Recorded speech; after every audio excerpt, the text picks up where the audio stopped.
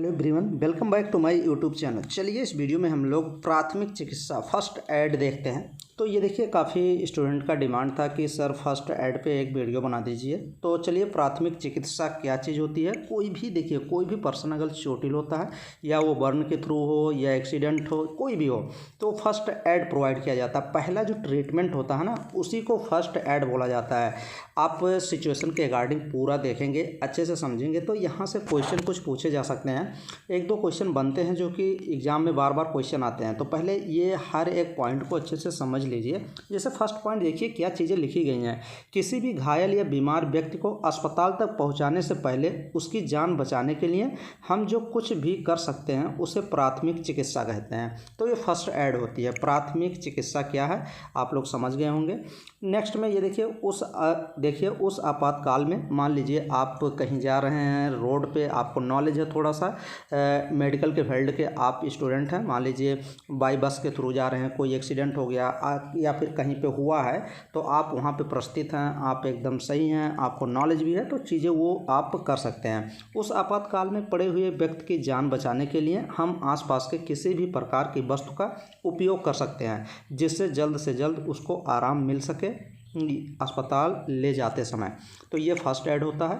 Next में ये देखिए, इमरजेंसी के समय क्या करना चाहिए, उससे ज़्यादा महत्वपूर्ण यह जानना है कि क्या नहीं करना चाहिए, क्योंकि गलत चिकित्सा से उस व्यक्ति विशेष की जान जाने की खतरा होता है। तो फर्स्ट एड ट्रीटमेंट जो प्रोवाइड किया जाता है वो भी नॉलेजेबल होना चाहिए। ऐसा नहीं कि सभी नहीं प्रोवाइड कर सकते। जिसका कोई नॉलेज मेडिकल फील्ड में रहेगा वही फर्स्ट एड ट्रीटमेंट प्रोवाइड कर सकता है। प्राथमिक चिकित्सा निम्नलिखित इमरजेंसी अवस्था में दी जा सकती है। तो देखिए, कब कब फर्स्ट एड ट्रीटमेंट प्रोवाइड किया जाता है। मान लीजिए कोई पर्सन है, उसका दम घुट रहा है, पानी में डूबने के कारण उसका फांसी लग गया है, लगने के कारण या सांस नली में किसी बाहरी चीज़ का अटक जाना, कोई ऑब्स्ट्रक्शन हो रहा है। कहने का मतलब वो सांस नहीं ले पा रहा है, रिस्पायरेशन नहीं कर पा रहा है। खून, मान लीजिए हृदय की गति रुकना, हार्ट अटैक हुआ है, उसको पर्सन को हार्ट अटैक हो जाएगा तो उसको CPR प्रोवाइड कर सकते हो। CPR में क्या करना रहता है, चेस्ट को कंप्रेस करना रहता है। खून बह रहा है, मान लीजिए ब्लीडिंग हो रही है, लंबे कोई चोट लग गया, ब्लीडिंग हो रही है, तो उसको फर्स्ट एड ट्रीटमेंट प्रोवाइड कर सकते हो। जहाँ से ब्लीडिंग हो रही है उसको प्रेस करके रख सकते हो। शरीर में जहर का असर होना, जल जाना, तो फर्स्ट एड ट्रीटमेंट प्रोवाइड किया जाता है। हीट स्ट्रोक हो गया है, अत्यधिक गर्मी के कारण शरीर में पानी की कमी हो गई है, बेहोश कहीं हो गया है, कोमा में कोई पेशेंट चला गया हो, और कहीं पे मान लीजिए उसकी हड्डी टूट गई है, मोच आ गया हो, या फिर और किसी जानवर के काटने पर, तो फर्स्ट एड ट्रीटमेंट प्रोवाइड किया जाता है। नेक्स्ट में देखिए, प्राथमिक चिकित्सा के उद्देश्य क्या हैं। जो ये फर्स्ट एड ट्रीटमेंट प्रोवाइड किया जाता है उसका उद्देश्य क्या है, एम क्या है उसका। तो एम हम लोग देख लेंगे। एम के बारे में, घायल व्यक्ति का जान बचाना, ये भी एक हो जाता है।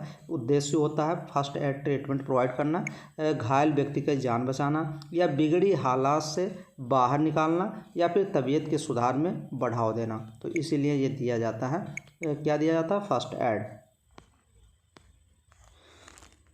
तो यहाँ पे देख लीजिए, प्राथमिक चिकित्सा के सिद्धांत। जो फर्स्ट एड प्रोवाइड किया जाता है उसके कुछ सिद्धांत हैं, कुछ प्रिंसिपल भी हैं। सांस जांच करें और ABC के नियम का पालन करें। ABC क्या होता है, ये भी क्वेश्चन पूछा जा सकता है कि ABC क्या होता है। एयरवे देखना, ब्रीथिंग देखना और सर्कुलेशन देखना। अगर चोट लगी है और रक्त बह रहा है तो जल्द से जल्द रक्त स्राव को रोके, यही सिद्धांत होता है। अगर घायल व्यक्ति को सदमा लगा हो तो उसे समझाएं और सांत्वना दें। अगर व्यक्ति बेहोश हो तो होश में लाने की कोशिश करें। अगर कोई हड्डी टूट गई हो तो सीधा करें और दर्द को कम करें। ये फर्स्ट एड ट्रीटमेंट प्रोवाइड किया जाता है। जितना जल्दी हो सके घायल व्यक्ति को नज़दीकी अस्पताल का चिकित्सालय पहुंचाएं। तो ये चीज़ें इतनी इंपॉर्टेंट है, अच्छे से देख लीजिए कि क्या क्या सिद्धांत हैं। फर्स्ट एड ट्रीटमेंट प्रोवाइड किया जाता है तो किस हिसाब से, किस लिए प्रोवाइड किया जाता है। अगर मान लीजिए सांस को उसको प्रॉब्लम है तो ABC चेक कर लीजिए, एयरवे, ब्रीथिंग और सर्कुलेशन चेक कर लीजिए। अगर चोट लग गई है और उसका ब्लीडिंग हो रहा है तो उसको ब्लीडिंग को, रक्त को पहले बहने से रोकें। अगर घायल व्यक्ति को सदमा लग गया है तो उसको समझाएं और सांत्वना दें कि भाई ऐसा नहीं होगा, ठीक हो जाओगे, बाद में सब चीज़ पैसे कमाओगे और आगे बढ़ोगे। नेक्स्ट में, अगर व्यक्ति को बेहोश हो तो होश में लाने की कोशिश करें। अगर कोई हड्डी टूट गई है तो उसके क्या करें, उसके हड्डी हड्डी को, उसके बोन को एक सीधा करके कोई फंटी बांध दे और उसको थोड़ा सा जहाँ पे मूवमेंट सही हो वहाँ पे उस टाइप में मूवमेंट करके फट्टी बांध दे तो उसका पेन भी कुछ रिलीज हो जाएगा। जितना जल्दी हो सके घायल व्यक्ति को नज़दीकी हॉस्पिटल में ले जाएं, तो ये चीज़ होती है। अब देखिए प्राथमिक चिकित्सा फर्स्ट एड, ये एक बॉक्स है। आप जब बीएससी नर्सिंग करेंगे तो आप ये आपके कॉलेज में आपको हर एक स्टूडेंट को बनवाया जाएगा।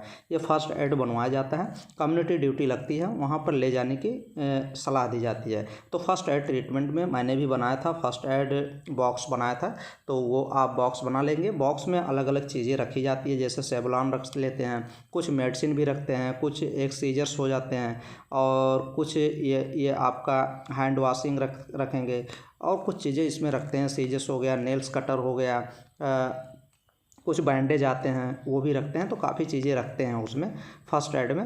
ये देख सकते हैं यहाँ पे चीज़ें दी गई हैं। प्राथमिक चिकित्सा की पेटी जो ये फर्स्ट एड किट जो होता है, अब किट में क्या क्या चीज़ें यहाँ से अब देख लेंगे। किट में श्वास नली की जांच, सांस से जुड़ी और रक्त संचार के जांच के लिए प्राथमिक चिकित्सा पेटी, एयरवे ब्रीथिंग और सर्कुलेशन चेक करने के लिए इक्विपमेंट क्या क्या होते हैं किट में। मुंह के लिए मास्क, फेस मास्क भी होता है, फेस शील्ड भी होती है, स्फैग्नोमैनोमीटर भी रख सकते हैं, स्टेथोस्कोप भी रख सकते हैं और इमरजेंसी फ़ोन नंबर तो उसमें रहता ही है। नेक्स्ट में देख लीजिए, ये ट्रॉमा, अगर किसी को इंजरी हो गई हो तो एडहेसिव बैंडेज भी उसमें होना चाहिए। मोलस्किन छाले के उपचार के लिए कुछ मेडिसिन आती हैं वो भी होनी चाहिए। फिर ड्रेसिंग के लिए ड्रेस, स्टेराइल आई पैड्स होने चाहिए और काफ़ी चीज़ें उसमें रखी जाती हैं। फिर उसके बाद बैंडेज होना चाहिए। ये सब चीज़ें उसमें दी गई हैं। फर्स्ट एड ट्रीटमेंट के बारे में ये सब चीज़ें दी गई हैं। सीजर्स होने चाहिए, कुछ मेडिसिन भी होनी चाहिए जो प्राथमिक उपचार में यूज की जाती हैं, तो वो भी होनी चाहिए, जैसे डाइक्लोफेनेक हो गया दर्द के लिए, हो गया एस्क्लोफेनेक दर्द के लिए, पैरासीटामॉल टेम्परेचर डाउन करने के लिए, एस्पिरिन हो गया, सार्बिट्रेट हो गया, नाइट्रोग्लिसरीन हो गया। फिर उसके बाद ये देखिए नियोस्पोरिन हो गया, एलोवीरा हो गया, जेल हो गया और फिर क्लोबेट इस साल हो गया। तो ये सब मेडिसिन कुछ हैं जो होनी चाहिए और डेटॉल, सेवलॉन, हाइड्रोजन पेरोक्साइड, ये तो फर्स्ट एड में होता ही है। नेक्स्ट में ये चीज़ें देख लेंगे, यहाँ अस्थालिन इन्हेलर भी होने चाहिए, डेरिफाइलिन, साल्ब्यूटामॉल, ये सभी रेस्पिरेशन में हेल्प करते हैं। नेक्स्ट में ये देखिए, दस्त रोकने के लिए कुछ दवाइयाँ होती हैं, जैसे ओफ्लॉक्सासिन, मेट्रेंडाजोल हो गया, लोपरामाइड हो गया, फिर उसके बाद लैक्टिक एसिड बेसिलस हो गया, ORS हो गया, फिर उसके बाद नारफ्लॉक्स TZ भी लिख सकते हैं। तो ये सब पेट की दवा है। उल्टी को रोकने के लिए कुछ दवाइयाँ आती हैं जो वोमिटिंग को स्टॉप करती हैं, जैसे मिटोक्लोप्रामाइड होता है, ओंडेस्ट्रान होता है, इन नामों से आती हैं दवा। फिर उसके बाद नेक्स्ट में देखिए डेफिनेशन, कुछ इंग्लिश में भी आप लोग देख सकते हैं। Definition of first aid. First aid का डेफिनेशन क्या होता है? First aid the provision of immediate care to victim. कोई भी पेशेंट हो उसको इमीडिएट केयर, तुरंत केयर प्रोवाइड किया जाता है विथ एन इंजरी और illness usually affected by lay person. अगर जिस भी पर्सन को कोई इंजरी हो गई हो, उसको कोई बीमारी हो, तो इमीडिएट केयर प्रोवाइड किया जाता है first aid, perform within a limited skill range में। नेक्स्ट में first aid normally perform until the injury illness से, ये देखिए satisfactorily deals with such and the case of small cut हो गया, माइनर बर्न हो गया, ब्लिस्टर फॉर्मेशन हो गया है, तो ये प्रोवाइड किया जाता है until the next level care such as, ये देखिए पैरामेडिक और doctor arrives first aid emergency treatment given to some to injury suddenly, ये सब दिया गया है। ऑब्जेक्टिव क्या होते हैं? क्या ऑब्जेक्टिव होते हैं फर्स्ट एड के? कुछ गाइडलाइन प्रिंसिपल्स होते हैं, तो ये आप देख लीजिए। ये क्वेश्चन पूछा गया है कि क्या फर्स्ट एड के क्या ऑब्जेक्टिव होते हैं, क्या गाइडलाइन प्रिंसिपल्स होती हैं। तो the guideline principles are purpose of first aid often given the mnemonic therapy. आप याद करिए, ये जो फर्स्ट एड प्रोवाइड किया जाता है उसमें क्या किया जाता है? फर्दर इंजरी को प्रिवेंट कर सकते हैं और लाइफ को सेव किया जाता है, प्रिजर्व किया जाता है और उसकी रिकवरी को प्रमोट करते हैं। तो ये तीन चीज़ें करते हैं। कुछ फिलॉसफी हैं, कुछ कहानियाँ हैं इसकी फर्स्ट एड की, ये भी आप अच्छे से देख लेंगे तो चीज़ें और आपको नॉलेज हो जाएंगे।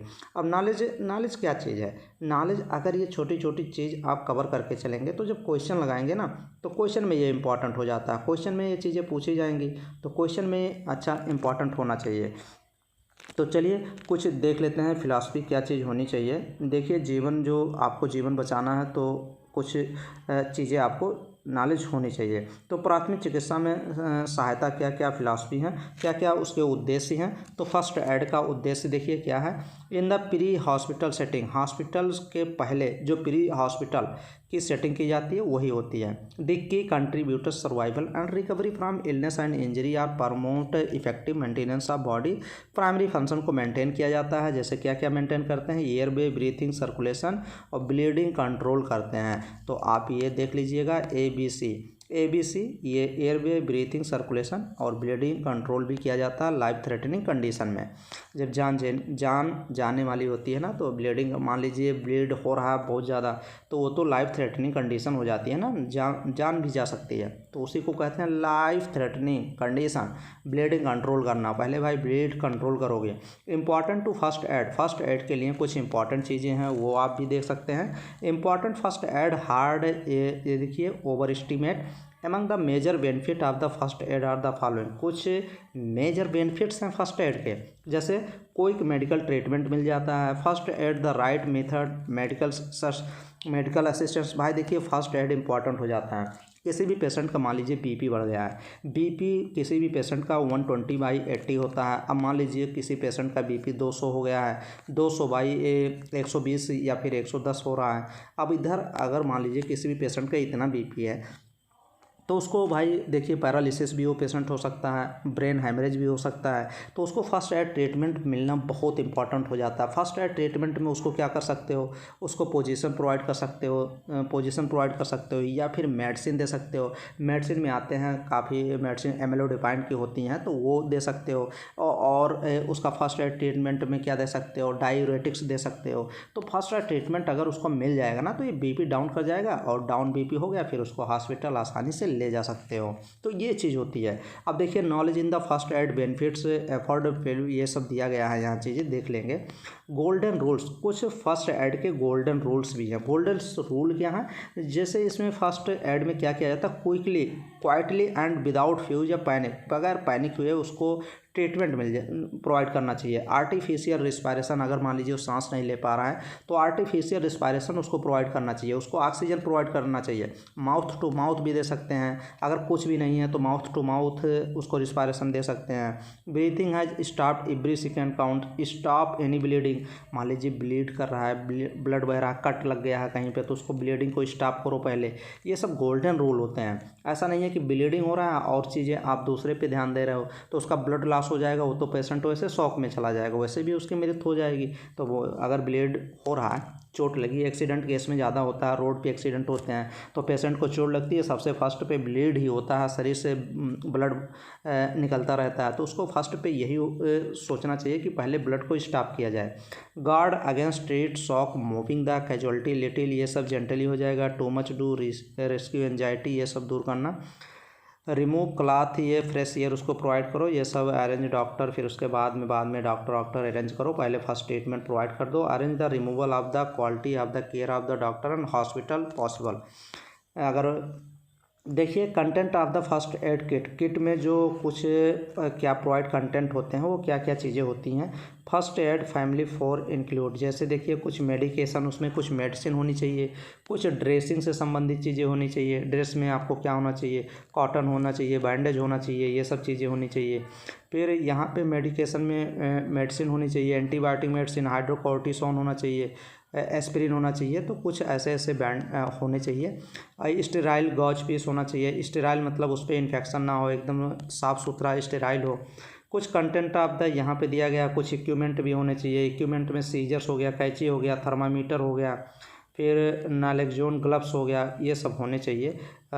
फिर बात करेंगे अदर्स, कुछ ब्लैंकेट भी होने चाहिए, ब्रीथिंग बैरियर होने चाहिए, जो उसमें फर्स्ट एड बॉक्स जो होता है। नेक्स्ट में ये देखिए कुछ क्वेश्चन भी हम लोग यहीं पे कर लेते हैं, ये भी इम्पॉर्टेंट आप लोग के लिए हो जाएगा। अगर क्वेश्चन पूछ लिया, ये क्वेश्चन ऐसा ही आ गया, what would be the first add required in case of deep wound while playing. मान लीजिए कोई खेल रहा है, कोई खेल रहा है, अब उसको डीप वुंड मतलब उसको घाव हो गया, गहरा घाव हो गया है, तो आपको फर्स्ट एड क्या प्रोवाइड करना चाहिए। पहले डॉक्टर को बुला लेना चाहिए क्या, कि एनेस्थीसिया के क्या करेगा भाई, एनेस्थीसिया के उसको बेहोश करेगा क्या, एनेस्थीसिया का कोई काम ही नहीं है। स्टॉप ब्लीडिंग या फिर स्टिच, उसको पहले जहाँ पे डीप वुंड घाव लगा हुआ उसको स्टिच मतलब सिल देना चाहिए, ऐसा नहीं, पहले वो स्टॉप ब्लीडिंग करवाइए। तो ऑप्शन नंबर 3 ही करेक्ट हो जाएगा। नेक्स्ट में ये देखिए, देखिए काफ़ी स्टूडेंट नर्सिंग, ये जो एप्टीट्यूड आपका बीएससी नर्सिंग में आने वाला है ना, अभी आपका 14 जून को एंट्रेंस एग्जाम है ना बीएससी नर्सिंग का अटल बिहारी का, तो उसमें 40 क्वेश्चन आएंगे। अब ये वीडियो नंबर लगभग 27 वीडियो है, 27 नंबर ये वीडियो है। इसके पहले 26 वीडियो बन चुकी है, प्ले लिस्ट में एक साथ ऐड किया हूँ, वो जाके देख लीजिएगा। 40 क्वेश्चन आएंगे, 39 क्वेश्चन से कम नहीं सही होना चाहिए। इतनी अच्छी पढ़ाई गई है, हर एक पॉइंट को एकदम एक्सप्लेन किया गया है, तो कोई भी क्वेश्चन गलत नहीं होना चाहिए। प्लीज़ आप लोग अच्छे से पेपर दीजिए, कोई भी क्वेश्चन गलत नहीं होना चाहिए नर्सिंग एप्टीट्यूड से।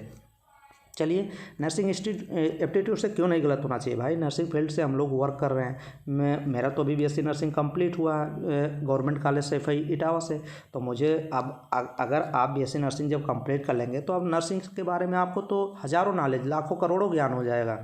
तो नर्सिंग से रिलेटेड क्वेश्चन अगर मैं करा रहा हूँ, सब चीज़ें बता रहा हूँ, तो आपके क्वेश्चन भी नहीं गलत होने चाहिए। ये होता है अगर आप नर्सिंग का एंट्रेंस एग्ज़ाम देने जा रहे हैं ना, तो नर्सिंग में पहले तो नर्सिंग का कुछ भी नहीं पता होता है, लेकिन कुछ नर्सिंग एप्टीट्यूड इसीलिए सिलेबस रखा गया है कि नर्सिंग के बारे में आप थोड़ा कुछ जान के तब जाएं कॉलेज में पढ़ने, इसीलिए नर्सिंग एप्टीट्यूड को रखा गया है एंट्रेंस एग्ज़ाम में ही। तो कोई बात नहीं है, हम लोग पढ़ लेंगे। देखिए, name the substance in the list that can use to treat wasp sting. मान लीजिए कोई स्टिंग लिखा गया है, कोई डंक कोई काट लिया, कोई अगर कट कर दिया है कोई, तो वास्प कोई कीड़ा है, तो वाटर क्या करेंगे, substance in the list that can use treat wasp sting, तो उसको ट्रीट करने के लिए वाटर से उसको धुल देंगे। बाइकार्बोनेट आप सोडा यूज करेंगे, हाइड्रोजन पेरोक्साइड यूज करेंगे, या फिर विनेगर यूज करेंगे। तो option number first vinegar correct हो जाएगा। ये देखिए, बीनम हो गया, टॉक्सिक, ये सब सब्सटेंस होते हैं chemical found in the wasp sting. जो उसका डंक होता है कोई कीड़े का, उसमें ये टॉक्सिक सब्सटेंस ही होते हैं जो ट्रांसफ़र कर देते हैं ह्यूमंस के। फिर उसके बाद क्या चीज़ें होती हैं, एलर्जी के रिएक्शन भी कॉज करती हैं ये सब, तो इसीलिए बीनम यूज करते हैं। नेक्स्ट क्वेश्चन ये देखिए, ये तो क्वेश्चन मैंने बता दिया था, स्टॉप ब्लीडिंग का ही था। नेक्स्ट में ये देखिए, हाँ ये क्वेश्चन देखिए, while giving first aid on the burn area best for cooling it. मान लीजिए कोई भी पेशेंट हो, कोई भी आदमी हो, कोई भी पर्सन हो, वो जल गया हो, या आग, मान लीजिए वो जल गया हो। अब वो जल गया हो तो उसको जलने से क्वेश्चन कह रहा है what giving the first add, पहला ट्रीटमेंट का क्या प्रोवाइड करोगे बेस्ट कूलिंग के लिए। मान लीजिए जिस एरिया पे उसका जलन हो गया, जल गया है, तो उस पर वो जलन होता है ना, तो बहुत ज़्यादा स्किन में क्या होती है, इरिटेशन होता है, जलन होती है। अब उसको जितना अच्छा कूल प्रोवाइड करोगे ना, उतना बहुत अच्छा लगेगा जिस एरिया पे जलन हुई है, जला हुआ है। तो अब देखिए, बेस्ट कूलिंग के लिए क्या करोगे, टैप वाटर, उस पर टैप वाटर मतलब नल का पानी उस पर डालोगे क्या, कि ऑइंटमेंट लगाओगे, कि आइस वाटर लगाओगे, एकदम ठंडा बर्फ़ ही रख दोगे, या फिर नन ऑफ दीज, इसमें क्या करोगे। तो ये सबसे बेस्ट होता है कि आप क्या करोगे, उसको टैप वाटर कहते नहीं है। टैप वाटर भाई, अगर आप जब बर्न वार्ड में आपकी ड्यूटी लगेगी ना, तो वहाँ देखेंगे जो नहा के आते हैं, मतलब जो जल के आते हैं ना, उनको नहाने का एक स्थान होता है, उनको वहाँ नहलाया जाता है पूरा, क्योंकि वो जो ऊपर की स्किन जल गई होती है ना, वो जब तक हटेगी नहीं तब तक जो घाव हुआ है वो इम्प्रूवमेंट, मतलब वो सही नहीं होगा। तो टैप वाटर आप लगा देंगे, टैप वाटर उस पर डाल देंगे, कोल्ड टैप वाटर। नेक्स्ट में ये देखिए, वेरी कोल्ड, अगर वेरी कोल्ड आइस वाटर डालेंगे ना, तो वहाँ की जो वेन्स होती हैं उसमें प्रॉब्लम हो जाएगी। Not be use to cold burn I the victim can become hypothermic condition हो जाएगा। देखिए, जो जले पेशेंट आएंगे ना, जब आप बर्न वार्ड में ड्यूटी करेंगे ना, सबसे अधिक उनको क्या लगती है, हाइपोथर्मिक कंडीशन में रहते हैं, ठंडी लगती है भाई। कहते हैं कि ठंडी कांपते हैं भाई पेशेंट, गर्मी हो चाहे जो हो, ठंडी बहुत अधिक लगती है, क्योंकि जो ऊपर की स्किन है ना, वो एकदम रिमूव हो गई है। अब स्किन रिमूव हो गई तो डायरेक्ट इन्वायरमेंट के कंडीशन में डायरेक्ट उसकी वेन्स आ जाती है ना, अलग अलग, ऊपर वाली स्किन तो हट गई है, तो ठंडी तो लगेगी ना, वो चीज़ है। नेक्स्ट में देखिए, first aid is given to person. अब देखिए, फर्स्ट एड अगर प्रोवाइड किया जाता है पर्सन को, तो पर्सन को गिव किया जाता है फर्स्ट एड ट्रीटमेंट। तो क्यों किया जाता है, उसका पेन, मान लीजिए कहीं पर कोई पर्सन, कोई एक्सीडेंट केस हो गया है, तो आप फर्स्ट एड उसको प्रोवाइड कर रहे हैं, तो क्यों प्रोवाइड करते हैं, पेन को कम करने के लिए, या फिर उसकी स्पीडी रिकवरी, मतलब अगर उसको चोट लगी है तो वो जल्दी से सही हो जाए, या टू सेव लाइफ्स के लिए, या नन ऑफ दिस। तो 100% लगाएंगे टू सेव लाइफ्स, उसकी जीवन की रक्षा करने के लिए। अगर उसका फर्स्ट एड ट्रीटमेंट नहीं मिला ना, तो वो भाई पता चले हॉस्पिटल तक जाते जाते ही उसका दम निकल जाए, हो सकता है क्योंकि अगर उसको मान लीजिए कहीं पे कट लग गया है ज़्यादा में, अब उसको अगर आप ब्लीडिंग स्टॉप नहीं करेंगे, ब्लीड बहना नहीं बंद करेंगे, तो हॉस्पिटल जाते जाते पता चले 2-3 लीटर ब्लड निकल गया और वो शॉक में पेशेंट चला गया, तुरंत मर गया, एक्सपायर कर गया। मान लीजिए वो घबरा गया, कहीं एक्सीडेंट हुआ, घबरा गया, उसका बीपी लगभग 200 प्लस चल रहा है, 200 प्लस और 110 चल रहा है। अब उसको फर्स्ट एड ट्रीटमेंट नहीं मिला, उसको सांत्वना कि आपका कुछ नहीं होगा, आप अच्छे रहो, हम आपके साथ हैं, तब भी नहीं मान रहा, कुछ मेडिकेशन प्रोवाइड कर दो, मेडिसिन, हॉस्पिटल तक आराम से पहुंच जाएगा। तो इन सभी को क्यों किया जाता है? उसकी लाइफ को बचाने के लिए, कि वो जिंदा रहे, सुरक्षित रहे। तो टू सेव लाइफ्स, तो ऑप्शन नंबर 3 करेक्ट हो जाएगा।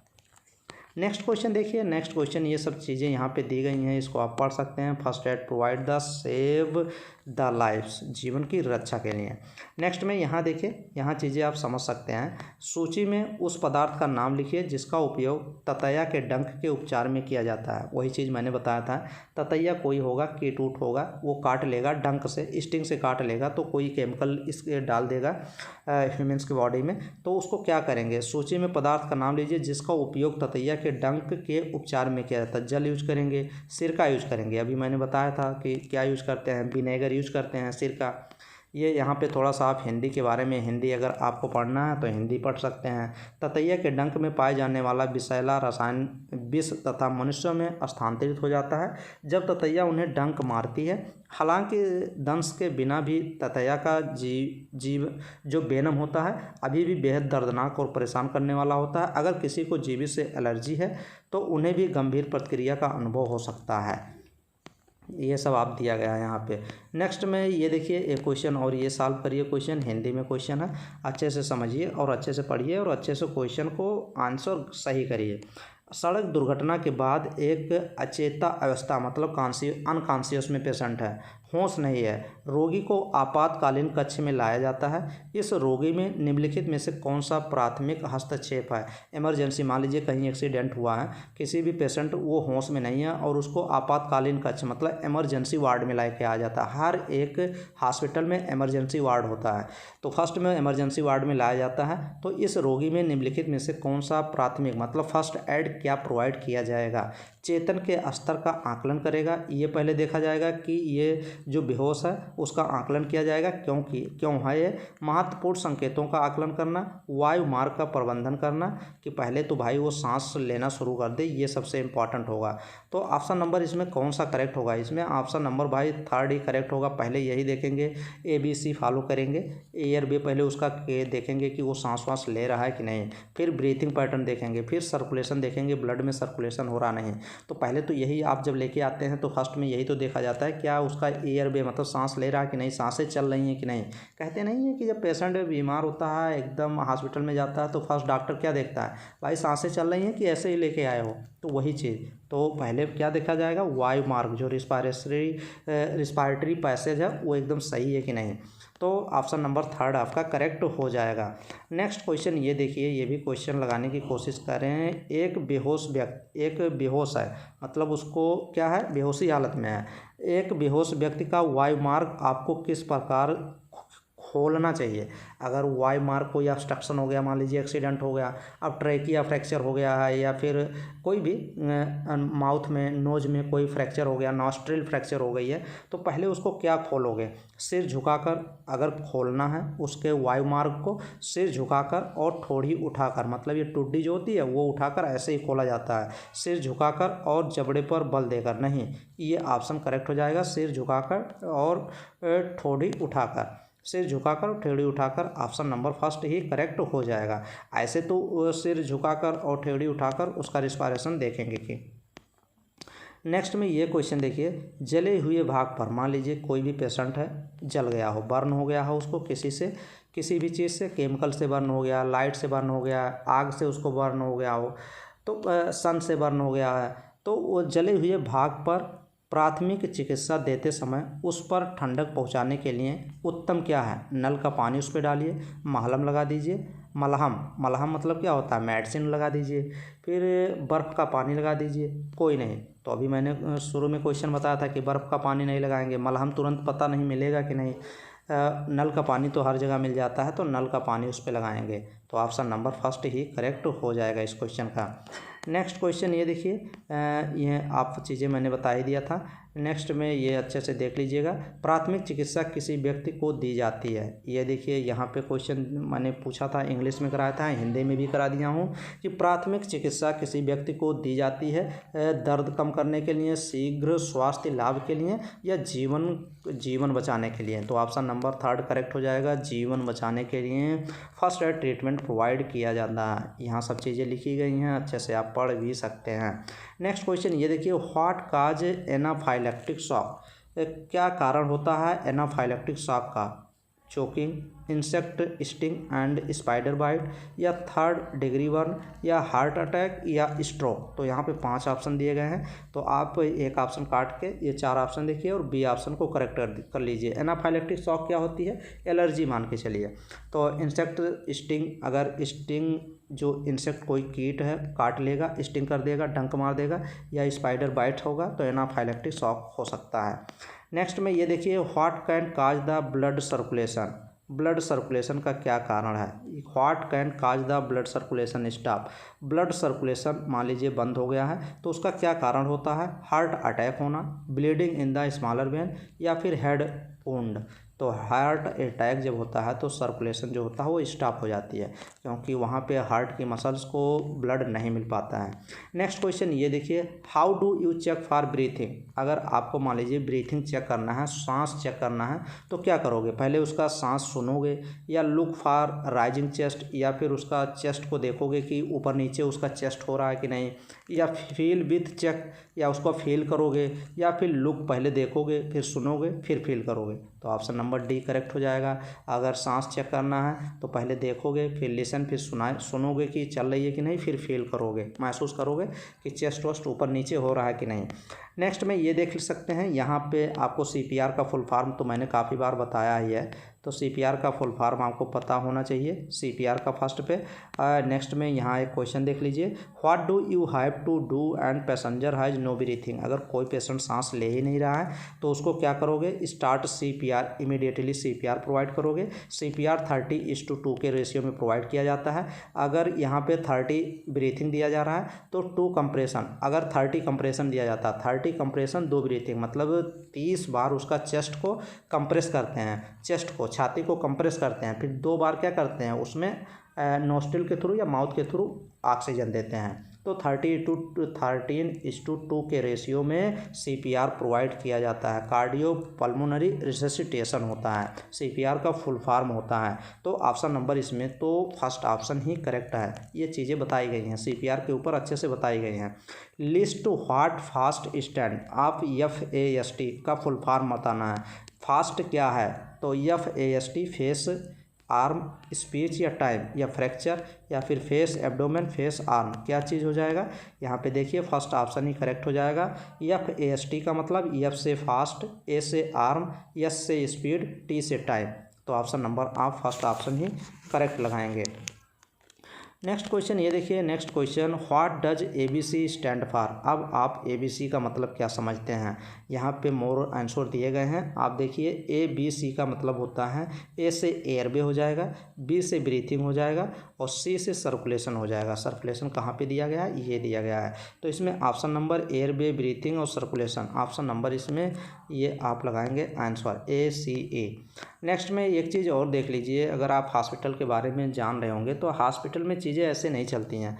हॉस्पिटल में पहले एक पूरा सीरीज होती है हॉस्पिटल की, हेल्थ केयर इन इंडिया, जो इंडिया में हेल्थ केयर प्रोवाइड किया जाता है उसका एक चैनल होता है। चैनल क्या होता है? मैंने एक बार बताया था, चैनल यहाँ पर भी बता दे रहे हैं। अब जब आप BSc नर्सिंग का कोर्स के दौरान आपका कहाँ पे ड्यूटी लगती है? हॉस्पिटल में भी ड्यूटी लगती है, गांव में भी ड्यूटी लगती है। तो गांव में आपका कहाँ पे लगेगा? सब सेंटर पे लगेगा। ये सबसे नीचे का हॉस्पिटल होता है, सबसे ज़मीनी स्तर पे सब सेंटर होता है। फिर उसके बाद आपका सब सेंटर पे ड्यूटी लगेगा, जहाँ पे आपकी CHO पोस्टिंग होगी। अगर आप CHO करते हैं, CHO जॉब होता है, BSc नर्सिंग कंप्लीट कर लेते हैं, कम्युनिटी हेल्थ ऑफिसर की आपका जॉब लगता है, तो वो सब सेंटर पे ही लगता है। सब सेंटर के आप मालिक होते हैं।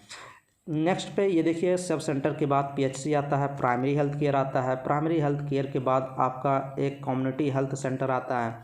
कम्युनिटी हेल्थ सेंटर किस पे आता है, ये आपके तहसील ब्लॉक के थ्रू, मतलब एक ब्लॉक में एक तहसील में एक होता है, तो CHC होता है, PHC होते हैं, सब सेंटर होता है। फिर आपके बाद ये देखिए, ये फर्स्ट पे क्या लगाएंगे, सब सेंटर, सेकंड पे PHC, थर्ड पे सब सेंटर, फिर फोर्थ पे आता है डिस्ट्रिक्ट हॉस्पिटल आता है, फिर 5 नंबर पे आता है मेडिकल कॉलेज आता है, मेडिकल इंस्टीट्यूट आता है, सुपर स्पेशलिटी आती है। तो ये पूरा सीरीज होता है हॉस्पिटल की, तो ये आप समझ गए होंगे इससे अच्छे से। नेक्स्ट में ये देखिए, ये अच्छे से समझ लीजिए, यहाँ से क्वेश्चन पूछे गए हैं। प्राइमरी हेल्थ केयर जो प्रोवाइड किया जाता है, PHC, प्राइमरी हेल्थ केयर जो प्रोवाइड किया जाता है हेल्थ फॉर ऑल के लिए प्रोवाइड किया जाता है। Primary health care first came into exist in 1978 Alma Ata के अनुसार। Inter the national conference Alma Ata conference defined primary health care as a primary health care essential to health care made universally accessible individual to acceptable them through their full participation and cost community and country can afford। तो ये आपका correct हो जाएगा। जो primary health care होता है वो health for all, पूरे हेल्थ के लिए प्रोवाइड किया जाता है। नेक्स्ट में ये क्वेश्चन देखिए, all are the grass root level worker. देखिए, जो ज़मीनी स्तर पे, कहते नहीं भाई काम करो तो ज़मीनी स्तर पे करो, तो फिर नौकरी करते हो तो फिर मज़ा आता है। अब आप कोई भी आपको नौकरी मिल गई है, आप काम कर ही नहीं रहे हैं, आप हवा में काम कर रहे हैं ज़मीनी स्तर पे, तो मेडिकल फील्ड में ऐसा ही होता है। All the grass root level, जो काम करते हैं ग्रास रूट लेवल पे वर्कर, लेकिन इसमें से एक ऐसे भी हैं जो ग्रास रूट लेवल पे काम नहीं करते हैं ज़मीनी स्तर पे। आंगनवाड़ी वर्कर, ये तो भाई ग्रास रूट लेवल पे ही काम करते हैं। ट्रेडिशनल बर्थ अटेंडेंट होते हैं, वो भी करते हैं। फिर उसके बाद विलेज हेल्थ गाइड होते हैं, जो विलेज हेल्थ गाइड होते हैं, आशा उषा जो होती हैं। हेल्थ असिस्टेंट भाई वो तो एक असिस्टेंट है, वो नहीं करता है, क्या नहीं करता है, ग्रास रूट लेवल पे, ज़मीनी स्तर पे। तो और सब ये सब करते हैं। ज़मीनी स्तर पे कौन कौन से वर्क करते हैं, दाई हो गया, ICDS हो गया, आंगनवाड़ी वर्कर हो गए, एक्रीडेंट जो आशा होती हैं, और विलेज हेल्थ गाइड होते हैं, ये सब ज़मीनी स्तर पे काम करते हैं गांव में। नेक्स्ट में देखिए, Punnett square is used for, ये क्वेश्चन खूब पूछा जाता है, मैंने इस क्वेश्चन को 1-2 बार कराया है। पूनेट स्क्वायर, जब आप जेनेटिक्स पढ़े होंगे तो जेनेटिक्स में मिला होगा कि पूनेट स्क्वायर किसके लिए यूज किया जाता है। पूनेट स्क्वायर एक ऐसे पूरी बनाई जाती है, पूनेट स्क्वायर इसमें अलग अलग चीज़ें रखी जाती है, तो हाइब्रिड करके बनाया जाता है। तो पूनेट स्क्वायर एक बॉक्स टाइप है, और पूनेट साहब ने, पूनेट एक साइंटिस्ट का नाम भी था, उन्होंने अपने हिसाब से दे दिया था। तो पूनेट स्क्वायर में जीनोटाइप ऑफस्प्रिंग के जो बच्चे होते हैं छोटे से, उनके जीनोटाइप की फाइंडिंग की जाती है। तो ऐसे आप जान सकते हैं, तो फर्स्ट ऑप्शन आपका करेक्ट हो जाएगा। नेक्स्ट में देखिए, human milk rich in all except, जो ह्यूमन का मिल्क होता है, मदर्स मिल्क होते हैं, उसमें रिच अधिक मात्रा में होती है, किसको छोड़ के, एक्सेप्ट क्या चीज़ नहीं होता है, तो विटामिन ए होता है, आयरन भी होता है, विटामिन ई भी होती है, लेकिन विटामिन सी नहीं होता है। तो ऑप्शन नंबर बी आप करेक्ट लगाएंगे। नेक्स्ट में एक क्वेश्चन और देखिए, आशा का फुल फॉर्म पहले देख लीजिए। आशा वर्कर जो होती हैं, आशा का फुल फॉर्म होता है एक्रीडिटेड सोशल हेल्थ एक्टिविस्ट होता है। GNM का क्या फुल फॉर्म होता है, BSc नर्सिंग का फुल फॉर्म क्या होता है, MSc का फुल फॉर्म क्या होता है, ये सब चीज़ें बहुत खतरनाक कराई गई हैं। तो यहाँ देखिए, आशा वर्कर वर्क एट, वो आशा जो होती हैं वो काम जो करती हैं किस लेवल पे काम करती हैं, कम्युनिटी लेवल पे, विलेज लेवल पे, या प्राइमरी हेल्थ केयर लेवल पे, या फिर डिस्ट्रिक्ट लेवल पे। तो जो आशा वर्क होती हैं वो विलेज लेवल पे, गांव लेवल पे काम करती हैं। तो ऑप्शन नंबर इसमें करेक्ट हो जाएगा B option. ASHA worker work village level under NRHM work selected for every 1000 population, 1000 population पे एक आशा को रखा जाता है। नेक्स्ट पे ये देखिए, JSY क्वेश्चन पूछा जाता है कि JSY का मतलब क्या होता है। JSY स्टैंड फॉर जननी सुरक्षा योजना। भाई J से जननी, S से सुरक्षा, Y से योजना, तो जननी सुरक्षा योजना चलाया जाता है छोटे से बच्चे, मदर्स और चिल्ड्रंस के लिए। ये देखिए, JSY स्टैंड फॉर जननी सुरक्षा योजना NRHM के थ्रू चलाया जाता है। 2005 से शुरू किया गया। मैटरनल मतलब मदर्स भी, बच्चे भी, maternal and infant mortality rate को देखते हुए, मृत्यु दर को देखते हुए ये जननी सुरक्षा योजना चलाया गया था, जिसके अंतर्गत इंस्टीट्यूशनल डिलीवरी कराने की सलाह दी जाती है। JSY के अंतर्गत, JSY के अंतर्गत अगर डिलीवरी होती है बच्चे का तो उनका बीमा भी हो जाता है बच्चे का। नेक्स्ट में इतने ही क्वेश्चन हम लोग कवर किए हैं इस वीडियो में। आप वीडियो जाके देखिएगा, 25 वीडियो कंप्लीट की गई है। वीडियो नंबर ये 26 नंबर वीडियो था, तो अच्छे से पढ़ाई करते रहिए। नेक्स्ट वीडियो में हम लोग इंग्लिश कवर करेंगे और physics, chemistry, biology, nursing aptitude पूरी सिलेबस कंप्लीट कर दी गई है। आप जाके वीडियो को रिवाइज करें, डेली के डेली टारगेट बना लीजिए। मुझे 20 वीडियो देखना, 10 वीडियो देखना, 30 वीडियो देखना, उसी के अनुसार आप रिवीजन करें, मैक्सिमम वीडियो रिवीजन करें और सेल्फ स्टडी पे ज़्यादा फोकस करें। 5-6 घंटे सेल्फ स्टडी, 5-6 घंटे वीडियो रिवीजन।